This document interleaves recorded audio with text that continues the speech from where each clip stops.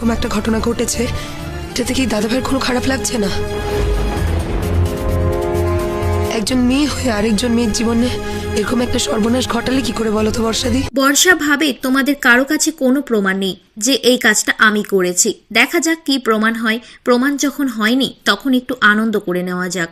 মিঠি, তুমি জানো না আমার কি যে আনন্দ হচ্ছে। তোমার সাজানো গোছানো সংসারটা ভেঙে চুরমার হয়ে গেল।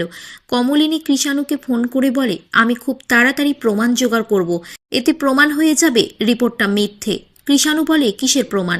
এরপরেও কি করে বলতে পারেন আপনাদের সাথে থাকবো আমি? কমলিনী বলে একটা রিপোর্ট তো কিছুই প্রমাণ করে না ওই কাজটা হয়েছিল কি হয়নি। কৃষাণু তখন বলে আমার কোনো প্রমাণের দরকার নেই। একবার মন থেকে যখন বিশ্বাস চলে গেছে তখন আর সেই বিশ্বাস ফিরে আসে না। কুচ্চি পিসি বলে কৃষাণু, তুমি তো এই মেয়েটার জীবনে 12টা বাজিয়ে দিয়েছ। বিয়ের পর দিন তাকে বাড়ি পাঠিয়ে দিয়েছ। তুমি ভেবেছ মিঠির জীবনে এই বিয়ে ছাড়া কোনো অপশন নেই, কিন্তু সেটা না। শুধু মিঠিকে নয়, আমাদের পুরো পরিবারকে তুমি অবিশ্বাস করেছো।